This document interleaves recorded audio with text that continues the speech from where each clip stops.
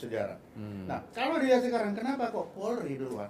Karena di dalam perkembangan dunia sekarang ini, penegakan hukum ketika kita mau, apa sih yang mau penegakan hukum? Penegakan apa? Ya Polri. Kalau nanti situasi itu bergeser di luar dari penegakan hukum, baru militer ini masuk. Termasuk juga misalnya ada pihak-pihak yang Nah, membonceng. nanti ada pihak membonceng yang kualitasnya sudah di atas kualitas penegakan hukum atau pelanggaran pidana saja. Nah, ini sudah. Kenapa? Ini terjadi karena TNI pun sekarang sudah diatur oleh undang-undang. Jadi dia juga tidak bisa seenaknya, dia harus patuh dan taat kepada aturan perundangan yang mengikat dia. Sehingga kelihatannya kita terbiasa berpuluh tahun militer depan militer sejak kemerdekaan kemerdekaan terus militer. Ya benar kalau dalam kemerdekaan militer di depan. Ya karena negara ya. Iya kan karena kita bertempur operasi militer. Namun dalam perjalanan ke sini ini kan semakin militer itu akan berkurang penegakan hukum. Kalau militer masih terus-menerus, maka kita akan masuk kepada negeri yang high risk. Kalau negeri high risk, nanti asuransi naik. Kalau asuransi naik, barang-barang mahal. Iya betul. Kita susah, ya kan? Hanya gara-gara militer. Makanya militer ini pelan-pelan harus ke bawah. Dengan militer di bawah itu tanda-tanda bahwa negeri itu aman. Negeri aman itu polisi lah. Jadi jangan sampai ada lagi yang bakar-bakar. Tuh, TNI nggak dipakai sekarang, ditaruh di bawah. Itu pemerintah lebih senang sama polisi, dikomporin lagi.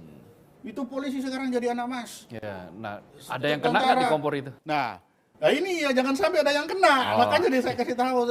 Kenanya setelah purnawirawan. Karena sudah mulai dibakar-bakar, ada pembakaran ini. Wah sekarang polisi kok hebat sekali. Coba lihat kemarin, polisi, mana tentara? Kenapa tentara kok hilang? Nah nanti Pak Prabowo kan akan membesarkan tentara, kita dukung aja biar tentara. Nah kan itu salah satunya misalkan, karena euforia yang begitu lama. Tapi kita harus ingat tadi, dalam perkembangan dunia loh, ini dunia bukan hanya itu. Bahwa salah satu ukuran negeri itu aman dan tentram itu adalah berkurangnya militer. Peran militer. Belanda saat ini tidak punya lagi kasal, tidak punya lagi kasat, tidak punya kasau. Seperti Swiss. Dia hanya satu, Swiss sama sekali tidak punya. Belanda hanya punya satu komandan dan dia tidak punya kepala staf angkatan lagi. Dia kecilkan semua. Kenapa? Itu memperlihatkan negeri saya aman. Berinvestasilah ke sini. Nah, di Indonesia pun sekarang menuju ke sana. Negeri ini aman.